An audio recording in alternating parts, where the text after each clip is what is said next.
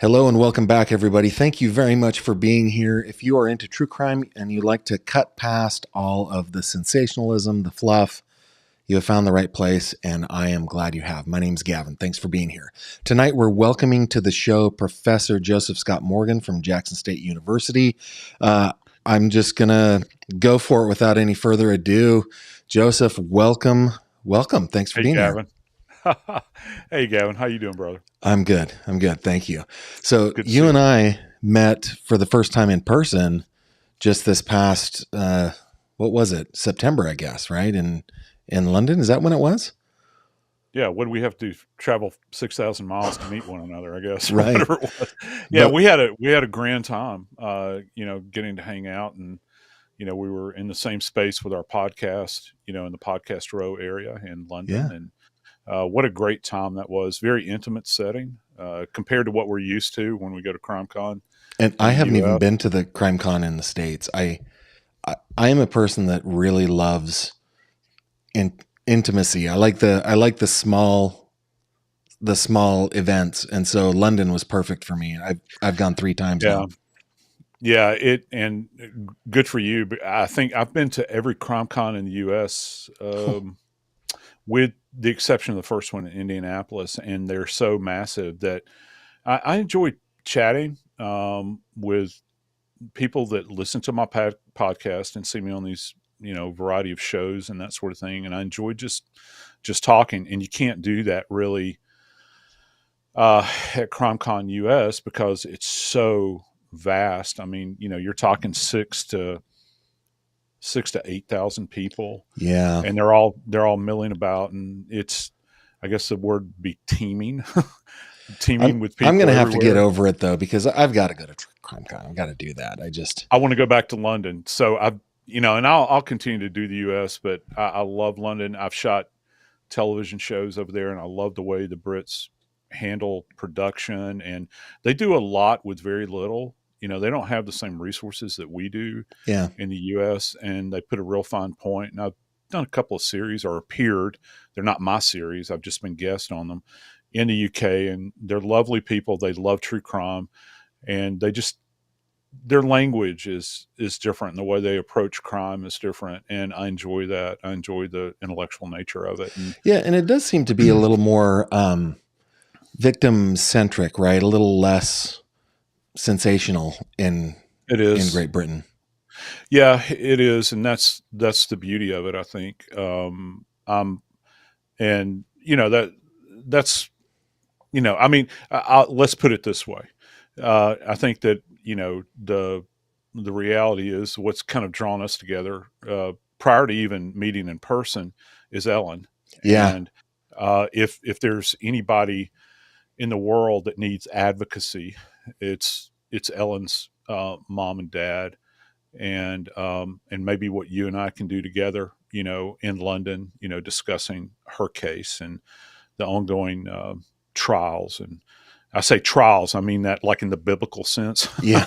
It would seem, because it is like the trials of Job Oh for her yeah. parents. God bless them for everything they've had to do. And uh, being an old forensics guy, and you're just looking at the evidence, and you just sit back and you just kind of shake your head at what you're bearing witness to. And this is the other thing, and I'll shut up after this, but I've told everyone the thing that really drew me in about you, Gavin, was your demonstration of the door Oh, with Ellen's home. And I've recommended you to everybody that would listen to me well, thank you. about how vested you are, and how truly much, and how much you care, about the Yeah. case, and certainly about Josh and Sandy. And that's a Yeah. great credit to you.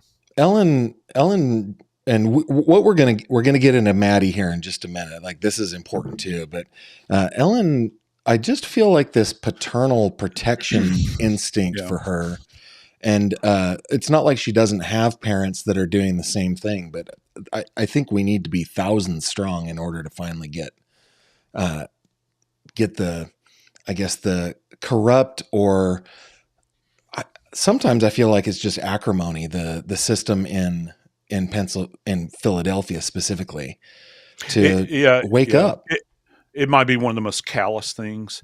You think that callous, and then you see uh, a, uh, uh, a couple up in age that have worked hard their entire life, and they've literally leveraged everything they have, Yeah. literally leveraged everything they've had, including selling their own home, Hmm. in order to push this case forward. Because uh, lawyers and experts aren't cheap, and you want to try to help any way that you can, just to keep, because that's the thing about it. Cases like Ellen's, if you don't continue to bang on the door, and even when you bang on the door, it'll be lost. It'll just be forgotten. Yeah. So many other cases have occurred since then, and it's something that I've wanted to sink my teeth into, and then obviously you have as well, Gavin.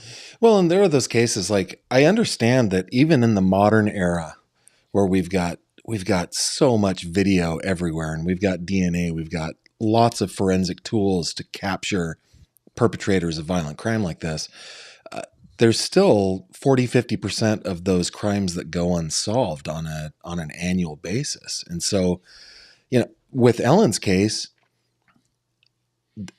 there's no reason why it shouldn't be it shouldn't have been solved. It was just, from the very beginning, just kind of messed up. And anyway, I can go on and on about Ellen, but let's talk about Maddie. One of the reasons Yes. that I wanted to bring you on talking about Madeline Soto, of course, just to bring everybody up to speed here, and we're going to grab some comments from our viewers here, Joseph.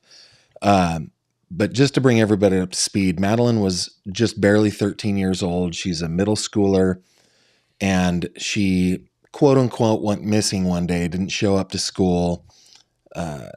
It turns out that her mother's on again, off again boyfriend, a man named Stephen Stearns, where is he? Stephen here, uh, had like 1,700 CSAM pieces of material of his abuse of her. She had been abused, and I don't like to keep his picture up for too long, but she'd been abused at least since she was 8 years old.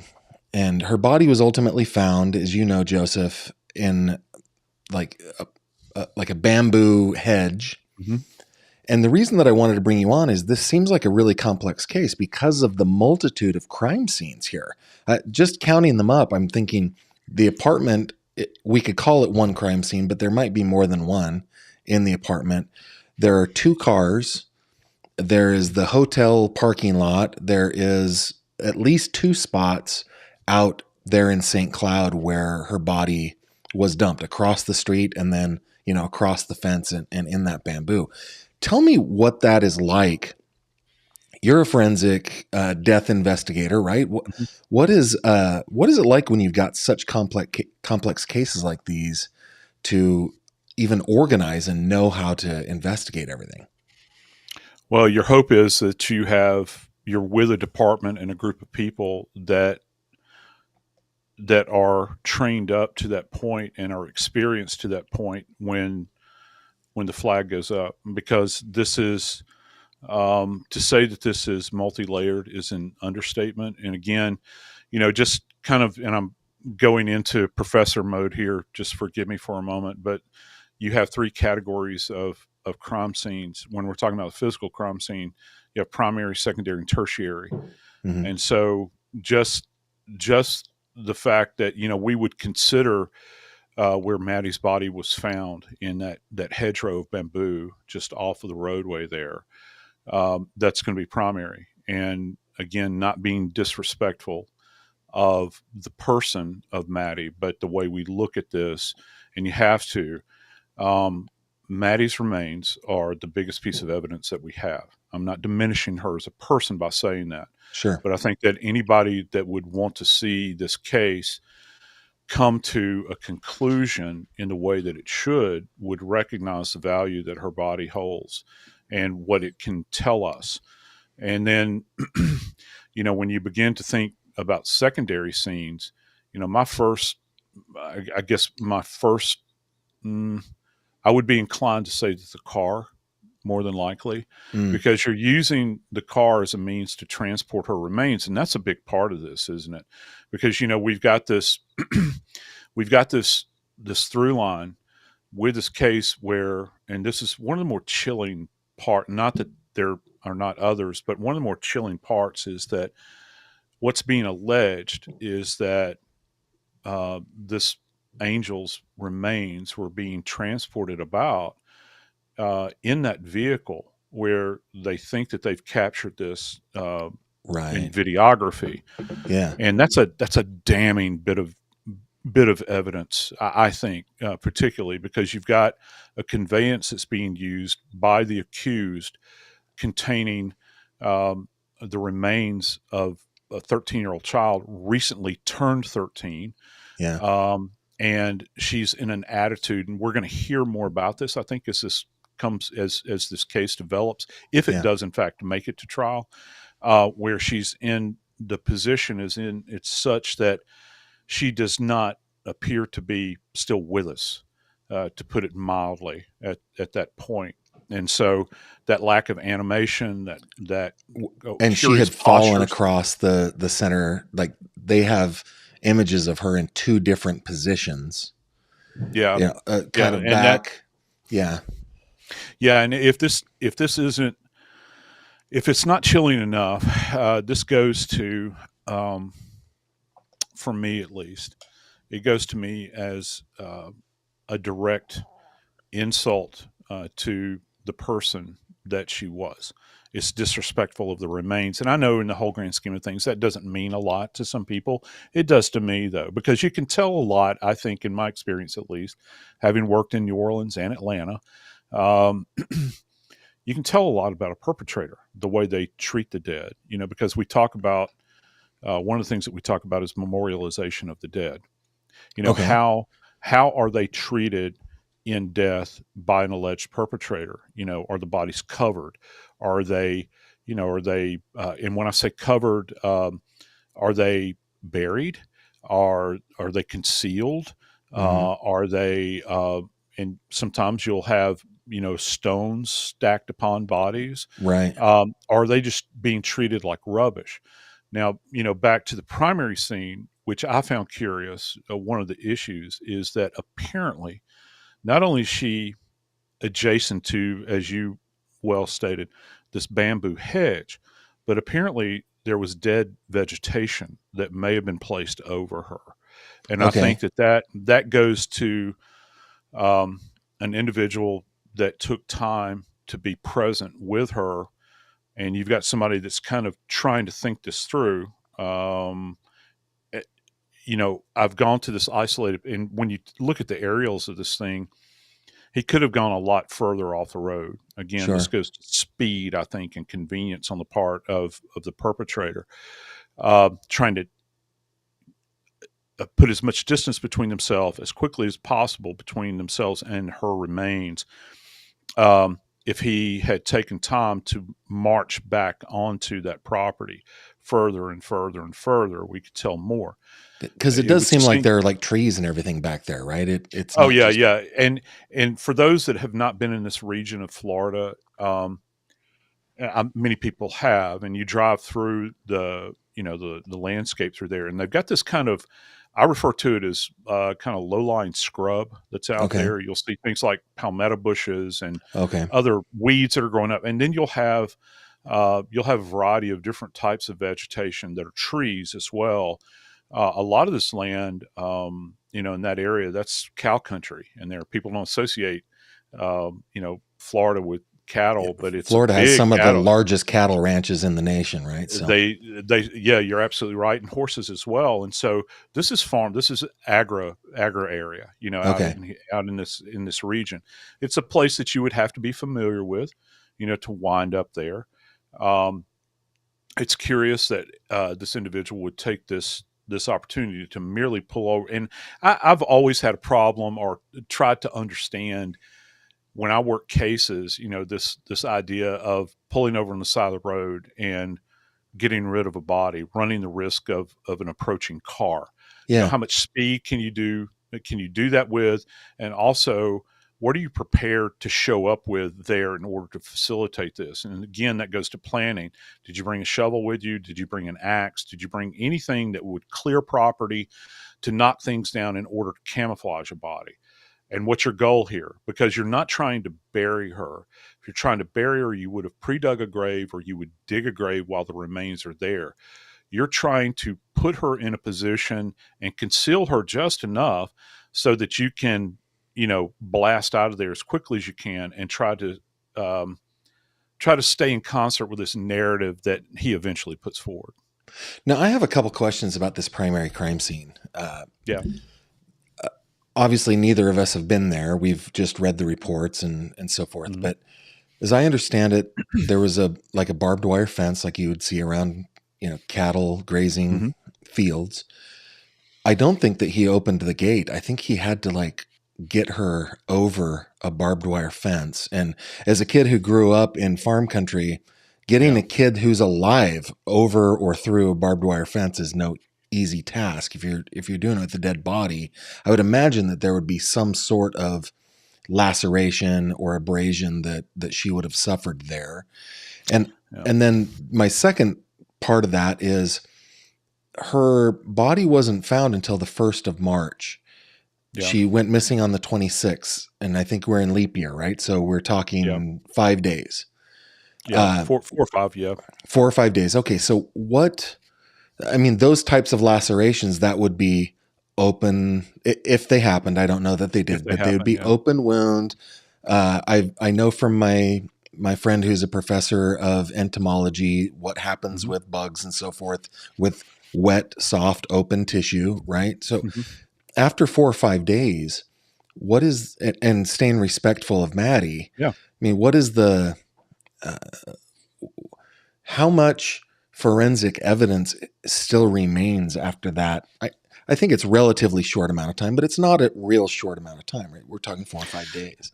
No, but as I always teach, heat speeds everything up. If you just think back to when you were taking your first physical science class back in junior high, middle school, 7th, 8th grade, the first time you're ever introduced to an alcohol burner or a Bunsen burner, heat accelerates everything. Okay. And so we know for a fact that, um, this is, even though we're in winter months here or closing in on them, the cooler time of year, Still those Florida. it's still Florida, Right. and you're down, you're downrange in Florida too. It's not like you're up, near the Alabama or Florida or Georgia, border. You're, this is an area that you're not going to get frost in. You're not, the weather is not going to vary tremendously, and plus you've got swarms and swarms of insects that live Right. for these moments. I started my career in New Orleans in South Louisiana, and the environment is not too dissimilar. So back to your comment, you would have, and there were noted by the forensic techs um, at the scene, um, evidence of decompositional changes, and that's not surprising. To this point, I have yet, and I look forward to the day when I can be able to review her autopsy report fully. And because you raise an interesting point, Gavin, and again, this goes back to respecting the remains. Now she's clothed. She's wearing this hoodie that's covering her head. She's got blue jeans on. I think she's still wearing a white pair of socks. Mm-hmm. If you've ever gotten clothing hung on barbed wire, it catches like that and it'll Yeah. tear. Um, I'm not saying this is what happened, but if he would be this disrespectful of her little body, my one of my big questions is, did he just drop her, over the side? And of course, he's going to take care of himself Yeah. and try to get through it as safely as he can without any marks left upon his body. And then he takes her off, into this area, which is like almost it's it's it's the first area you come to where there's cover. Yeah. It And just kind again, of this looks like goes a to windbreak, doesn't it? It doesn't. it does. It Yeah. does. It's kind of separating, and of course, bamboo will grow like wild, in Florida, and so, and there's no telling how many times this has changed over the years. Um, multiple iterations of the plant springing up and that sort of thing, and then you've got all of this dead vegetation that's laying there. That could be everything from the leaves that come off of the plant or any other scrub that's there, as well as any kind of the big trunks that have fallen over. I just I don't have an appreciation for how much debris was on her remains or adjacent to her remains at this point in time. And Yeah. again, that goes into time, taking the time to cover her, to conceal her, those sorts of things. Now, one of the one of the kind of interesting things that I thought about this is he drove around in Kissimmee and I guess greater Orlando area Mm-hmm. with her in the front seat of that car. And then he pulls into a parking lot and he moves her into the trunk. Yeah. So I'm sure that dogs are going to, like canine units, they alerted on that car. But later on, he took Jennifer's car and it appears that he drove the same places. And in the reports, canines alerted on her car as well. And I'm interested to hear why is there that much touch scent that him just handling her and then going into another car? It seems to be like it was even after he changed clothes that the dogs alerted on that. Yeah, isn't that fascinating? And I don't think that simply changing clothes would facilitate, negating, that scent, perhaps. And here's another bit. Canines are fascinating, whether they're doing live searches or they're cadaver dogs. We as humans, we see on a spectrum, right? We learn Right. about this, the color spectrum. Yeah. Well, I love dogs. I'm a fool for them. I've got a big Labrador that sleeps in a bed with me every night. Um, but they're such fascinating creatures in the sense that if you think about their spectrum of smell, that's those two things don't quite go together, but that's the way I view it. Sure.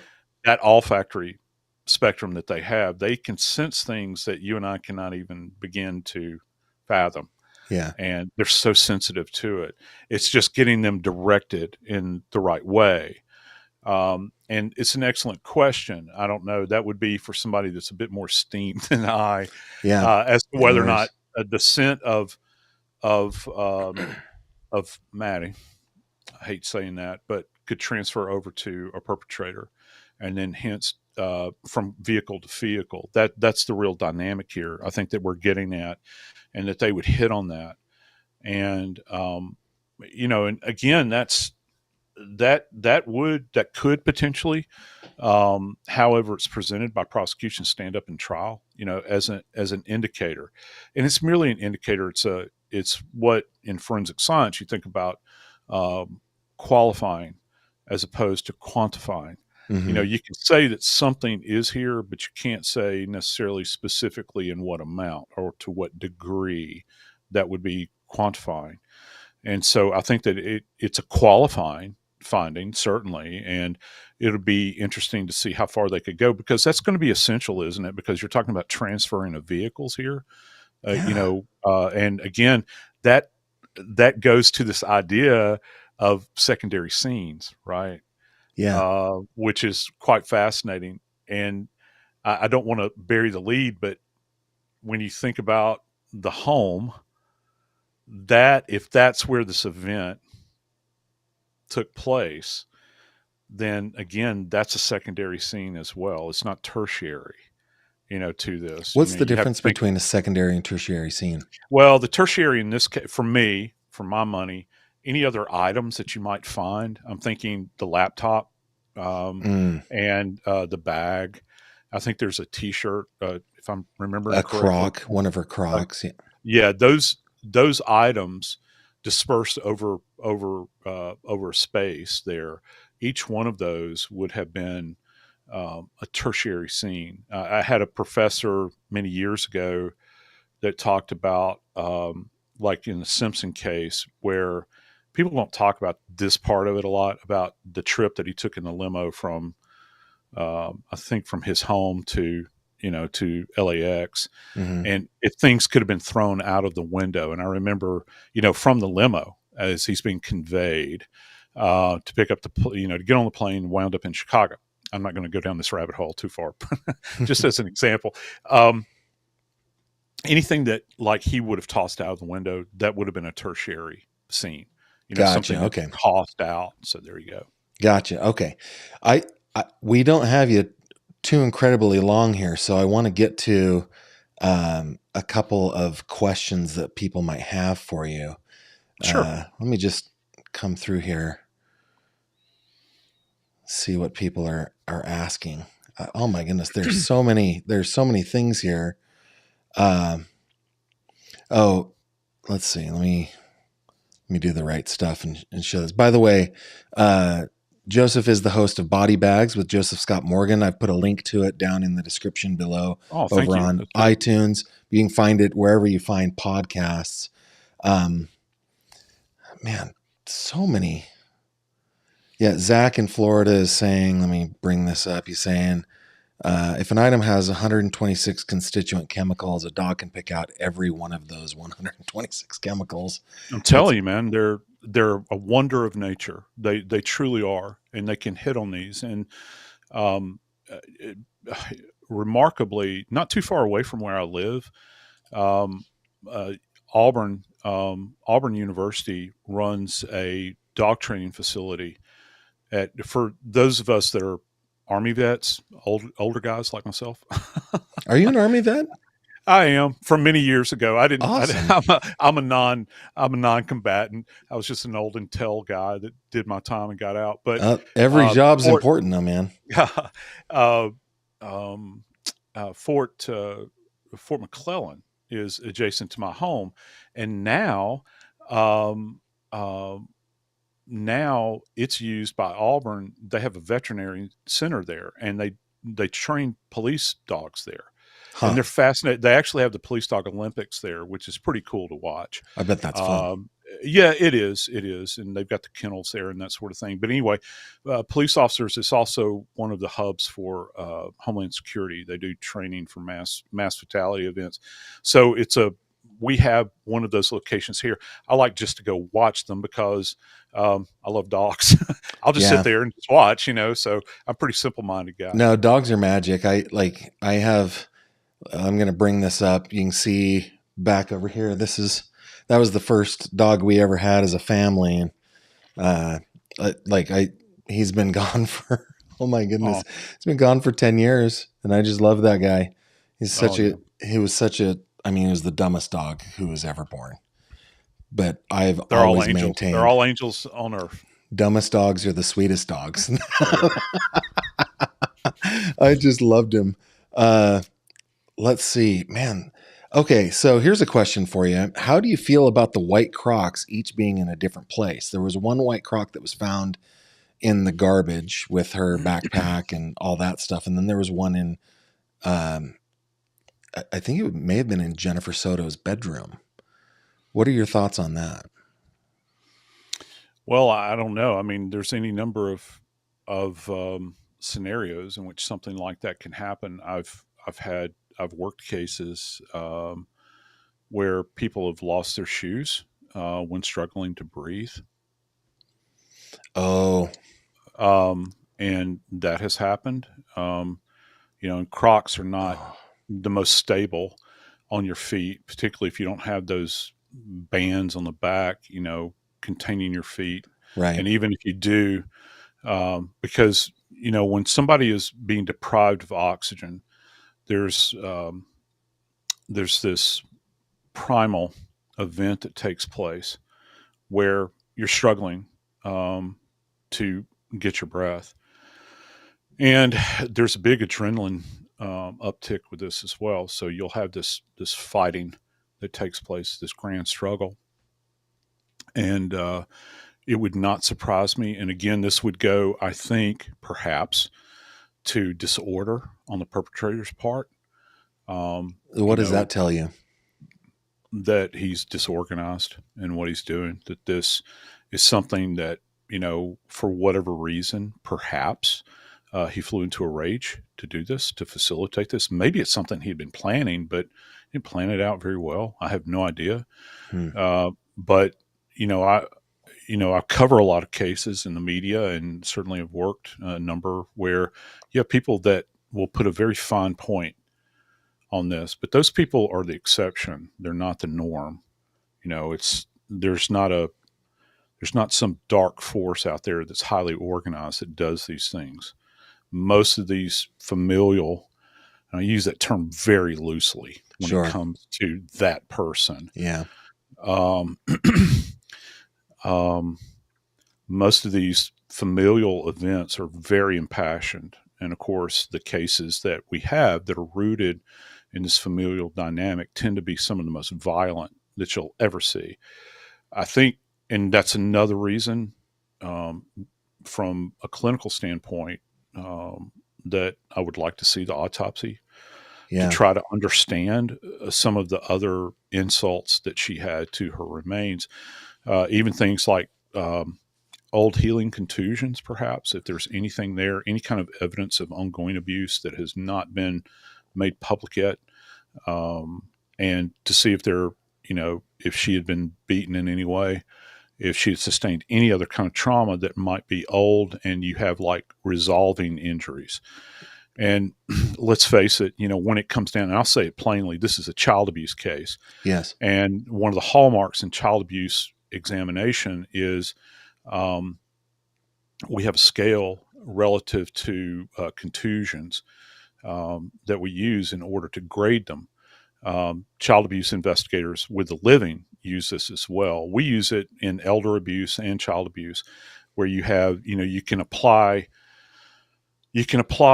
time to the status of injuries on bodies. So I would like to know that, I would like to have a better handle on the insults to her neck, Hmm. that they've alluded to, because they have used the term, I think, strangulation. They have. Yeah. Um, and again, that's not putting a very fine point on it. There are multiple types of strangulation, so I'd like to know that more. So you just did something that, as a reporter that goes to trials pretty frequently to cover these things, you just did something that professional forensics people and investigators do. I want to point out, and I want to get your thoughts on it. I don't even Okay. know if you know what you did. You I probably probably don't. don't. I'm But kind of an idiot, so I probably don't. I don't no, have any that memory of it. those of us who are amateurs at this stuff, we will say to ourselves, "Hey, the crock. There was one crock in a bedroom. There was one crock in the trash," and then we will jump to a conclusion. Oh, maybe the murder happened in that room. Maybe she kicked off. Maybe, and we will go down like a trail where we will convince ourselves that we're right about something. And I'm not saying that I'm I'm just, I'm looking in a mirror when I'm saying this. I guess I'm not accusing anybody else of this, but professionals like yourself, when asked a question like that, you go, I don't know. There are a whole bunch of other variables that I would like to consider. I would like. So is that something that is trained into you, or do you just keep a skeptic mind open? I don't know if skepticism is the right term, but how do you organize and maybe stay, um, I don't know, vigilant about not just jumping to conclusions as a professional? Because can I say ass? I've had my ass kicked many times. Ah, And you've learned the hard way. yeah, I have. And, failure is the best teacher of all. You try to couch what you're going to say. You try to remain as contained as you possibly. It's hard. Look, when you're talking about a 13-year-old girl, it's very hard to do that. And I'm Yeah, not doing this. I'm not doing this as an investigator any longer. I'm a college professor, yeah, and I've got a podcast, and people have me on their television shows or whatever. But it's something that was ingrained in me, to kind of keep my vision, not so occluded. That my spectrum is open to it, because you never know. As soon as you think you do, and it sounds so rote, but you do get burned, because there's any number of ways this can happen, particularly when you're dealing with somebody that is, um, certainly morally unstable. I would argue probably mentally unstable to a certain degree, that could exact this kind of violence on an angel like this. You don't Yeah. know what they're capable of or what the dynamic in that environment was, and also uh, what kind of hell she had been living in for all this period of time. 5 years at least. Yeah. Maybe Maddie had just gotten to the point where she had had all she could stand. I mean, that's something, and maybe she resisted finally. And this is what she's met with: not love, not compassion, not those things that she would seek out in an adult. Um, but the polar opposite was offered to her, and um, she had been. A lot of people throw around the term objectification. Hmm. I hear that a lot in the world that we're in. This is the height of objectification. She was not human to him, She was an or to object. to anybody that would do this to a child. Yeah. And I've read the report, and I'm not going to go into that, but I'm bright enough to understand what she had went through, just simply based, Gavin, on the digital evidence. Yeah. It's sickening. It's absolutely sickening. And when you couple that with the seminal moment, that this peak that this arrives at, and I don't know why. Uh, I've I was talking about her case some time ago, and I know that there are people out there that objectify children and sexually abuse them. And by the way, an adult cannot have sex with a child. They rape children. That's correct. Period. That's the Yep. only way it can be explained. Yep. Um, and there are certain of these types that have an age range that they have desires for, and they will target mothers many times that have children that are bracketed like that. Now, I don't know if that's the case here, but when they What get to a certain age, they no longer have utility for those that dehumanize children like this. On Wednesday, I'm going to have forensic psychologist Beth Meeks on. We're going to talk a little bit about that. How predators, not only do they look for their prey, but they look for the guardianship of that prey, and Yep. what it is that they can exploit there as well, which is something that is just absolutely sickening. I'm deeply grateful for those who make it their life's mission to study this kind of stuff so that we can I understand and Yeah, as hopefully. horrible as the things that I've seen in the morgue and out on crime scenes, I could not. There's no way I could have ever done that. I've been around it peripherally as a death investigator, and seen all that remains relative to the bodies, and a tip of the cap to these people that can do it and still keep their sanity about them, Yeah. because there's no way I couldn't work sexual assault cases either for that reason. I have a lot of friends that are rape sexual assault detectives all over the country, and it's a special breed of person that can detach themselves in order to make their way through this. Maybe You know, maybe the incentive of protecting or yeah, bringing justice to is something that it makes it possible for them to compartmentalize. They have that deep seated mission, but yes, it's got to wreak havoc on their emotional well being, their mental well being, their relationships with other people. Um, uh, let's see, we've got another question here, Joseph. Let hmm me bring it up here. Could authorities tell if Stephen Stearns violated Maddie when he went back that Monday night? So that was one of the questions that I had. And again, we want to be respectful of Maddie.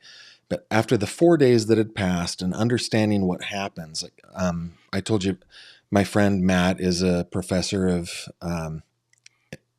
what is it, entomology, hmm and the open spaces in the body is where bugs go first, right? hmm So I had wondered, as a death investigator, when you are 4 or 5 days out, is it possible to tell if there had been a violation of that little girl that many days after the fact? yes, yeah, it Yeah. is, and it's not, yeah, and again, trying to exhibit the utmost respect here, uh, since he has allegedly been engaging in this behavior for a protracted period of time with Hmm. her. Okay. we have to understand. Um, I'm trying to be as gentle as I can. We have to understand that there are certain changes that would taken place with Maddie over those many years. Mm-hmm. That say another child of her same age that had not been subjected to this type of abuse over that protracted period of time would not have had those same kinds of changes. I hope everybody understands what I'm I saying think we follow. relative Yeah. to that. Okay. So we would, I guess we could say that there may have been a forcible event. However, what what I would be keen about, and I can almost guarantee you that this will be contained in the reports, is that there will have been done. There will be a kit that will have been performed Mm-hmm. that will be very extensive, and if there is any kind of biological deposition um, within her or externally, Mm-hmm. particularly internally, there would still be the opportunity to capture that bit of biological evidence. I've seen that happen even in cases of much more advanced um, um, stages of decomposition. Not too much Wow. more, but yeah, I think that that's still a possibility. Well, I think that's good news. Now, my question, I guess, a follow up question to that is, Mm-hmm. um,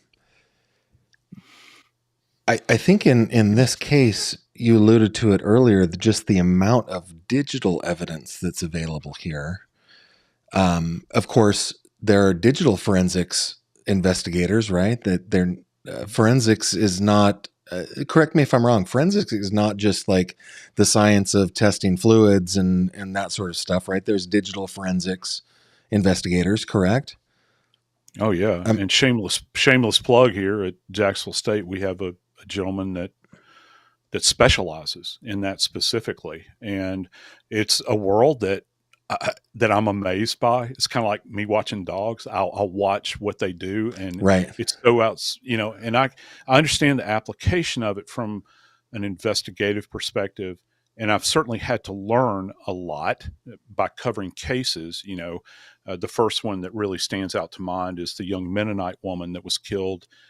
Uh, Forgive me, I think it was in New Mexico, or she was taken from New Mexico, from the Mennonite community, and driven out to Arizona by the Air Force, the airman that was on active duty, and Mm, killed her there. And they were able to track, the phone and that sort of thing. So it's almost, it plays into every single case that we cover nowadays. We're going to really see it a lot with Koberger. That's going to be talked right. about ad nauseum. But it plays into every case. And, for the longest time, it's been people have said, um, is there DNA? Is there DNA? And for years and years, we never had DNA, in cases. I Right. started back in the dark ages, Right. and we were happy to find blood sample where we could do blood typing and that sort of thing. Yeah. Um, and people forever have been stating, is there DNA? Well, concurrently, is there digital evidence? Is there digital evidence? Because, it goes a long way, doesn't it? That It is does. something that can be quantified. And in this one, there's an avalanche of digital evidence. Yeah, there is. Not only are we talking about the stuff that they found on his Google Drive and on his hard drives and so forth, but the traveling around, his Yeah. the pings of his cell phone, the traffic cameras, the cameras connected to Fusus from businesses and so forth. I mean, it's an avalanche. So the question is, what is your opinion on whether or not Mr. Stearns will take this all the way to a trial? It just seems like there's so much evidence. Do you think he will go that far? Oh, yeah. I think that the general public would like to see a trial, but I think that this is so overwhelming. I don't, Gavin, I don't know if recall a case in recent history where there's been this much digital data. Um, just looking at the stuff that I've seen relative to the reports, Yeah. the volume of the stuff is overwhelming. And I think Yeah. that it's been going on for a protracted period of time. And if I could, just for 1 second, if I remember correctly, please correct me if I'm wrong. the um, there are images of other children, Yeah. and I think adults as well. I don't know if other adult females or whatever the case might be. The They're the contained. roommate, he took pictures of the roommate under a door. Yeah, and that's contained in there as well. And Yeah. so, yeah, it would seem to me that that Mr. Stern, from an evidentiary standpoint, has been thrown off a cliff with an anvil tied around Hmm. his neck at this point. I don't, I don't, I guess it could go to trial. They could roll the dice, but I think that if he wants to dodge the needle in this particular case, he might be well advised to strike a deal, because in Florida they're not shy about it. I That is mean, there's true. people on death row in Florida, obviously, but Yes. they work at a clip that no one else works at. It's real. You can say it in other places. Yeah, they've got the death. You say it in Florida. You say it in Texas. Texas and Florida are the two prime Yeah, examples, right? yeah. Utah. It's a different. Yeah, in Utah, it's a different dynamic there, and so it's more real in those cases. He should have. I hope. Well, I don't hope. It's not my place to hope anything for this person.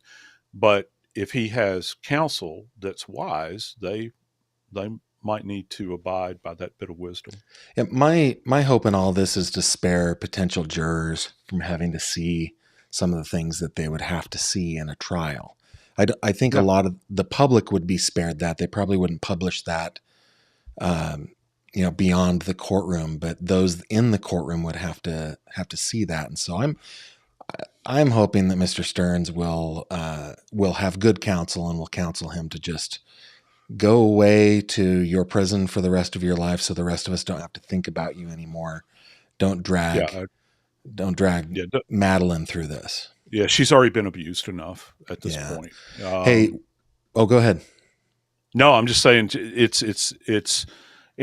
that's just my. I feel the same way that you do about it. It would be grand if we could have an understanding. I think that if he's going to do that, I feel about this the way I felt about the Chris Watts case. It angered me to no end that they never made that animal allocute in open court about Mm, what he had done to his precious children and to his wife and his unborn child that yeah. was a coffin birth. Um, if a deal is struck, I would hope he would so be compelled to allocute in court if that's the route that they go down. Like at a sentencing hearing or something like Well, that. just like they did with BTK. BTK is the classic example of allocution. And different states view it different ways where you have to stand and deliver. You have to specifically state what you did. And if you want the death penalty removed from the table and you're going to plead, tell us what you did. Tell everybody what you did in open court. If not, deal is off. Well, that probably, and I want to be respectful of your time. We're now 25 minutes past the hour, so we're gonna wrap it up. And I'm sorry that we only got to a couple of questions, but I It's really, okay. really enjoyed the depth at which you'd answer the questions and talk about the case. Thank you so much for being on. Look, dude, thanks for the opportunity just to talk to your friends, and I'm always at your disposal. I'll try not to be so verbose next time, No, no, we love it. We but love it. but yeah, I'll be more than happy to come back anytime that you would have me, and I look forward to hopefully you and I getting to see one another in London Yes, uh, indeed. We may be in doing something June. together in London. I Yes, feel we like very it's well going to might. happen. I hope So, so. I'm ready. yeah. All Talk right. about Ellen, man. That's right. Thanks for joining us. And if you can give me just 1 second, Joseph, I'll wrap this up for everybody. Hey, everybody, tomorrow is the 25th anniversary of my wedded bliss to my amazing wife, Kimberly. And so I am going to be skipping tomorrow in order to celebrate with my wife.